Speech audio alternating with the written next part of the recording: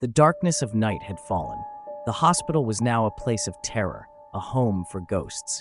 Scary, dark shadows lurked in every corner, waiting to pounce on the unwary. The hospital was built on an old Indian burial ground. The Indians who had been buried there were now haunting the place, seeking revenge on the white man for taking their land. The ghosts of patients who had died in the hospital were also roaming the corridors, looking for a way to escape from their torment. They would drag their IV stands with them, the tubes rattling as they moved.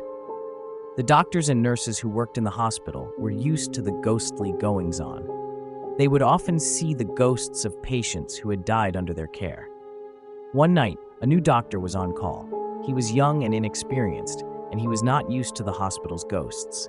He was making his rounds when he saw a shadow moving in one of the patients' rooms. He went into the room to investigate, and he saw a ghostly figure standing at the foot of the bed. The ghost was that of a young woman. She was wearing a hospital gown, and her hair was matted with blood. She had died in a car accident, and she was looking for her husband. The doctor tried to talk to the ghost, but she would not respond. He could only watch as she floated around the room, searching for her husband. Suddenly, the door to the room burst open, and a man ran in. He was the husband of the ghost. He had been in a car accident as well, and he had come to the hospital to find his wife. When he saw the ghost of his wife, he let out a cry of grief. He fell to his knees and wept. The ghost of the woman floated over to her husband and placed her hand on his head. He felt a wave of peace wash over him, and he knew that his wife was at peace.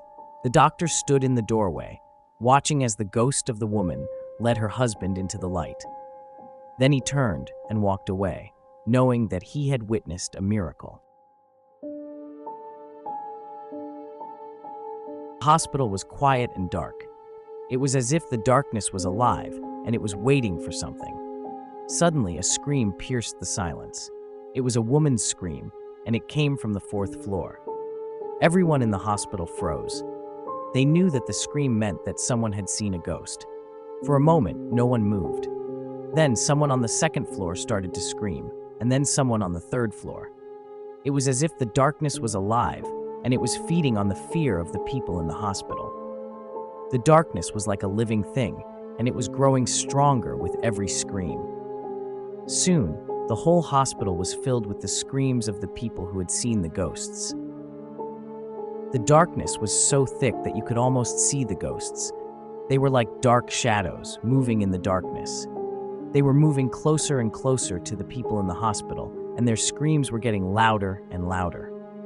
The ghosts were feeding on the fear of the people, and they were getting stronger and stronger. The darkness was so thick that you could barely see the people in the hospital. They were like dark shadows, moving in the darkness. The ghosts were getting closer and closer, and their screams were getting louder and louder. Then suddenly, the darkness was gone. The hospital was filled with light, and the ghosts were gone.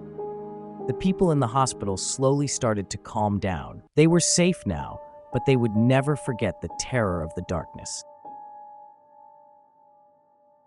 The hospital was once a place of healing, but now it is a place of terror. The hallways are full of dark shadows, and the rooms are full of ghosts. The ghosts of the patients who died here still wander the halls, searching for a way out. They are lost and confused, and they don't know what to do. The ghosts of the doctors and nurses who worked here are also lost. They can't find their way out, and they can't help the patients. The only people who can help the ghosts are the ones who are still alive, but they are too afraid to go into the hospital at night. One night, a young woman named Sarah decides to go into the hospital. She knows that she can help the ghosts. Sarah goes from room to room, helping the ghosts to find their way out. She talks to them, and she listens to their stories. Some of the ghosts are scared, and some of them are angry. But Sarah doesn't give up. She keeps going until all of the ghosts are gone. Then, she leaves the hospital and never comes back.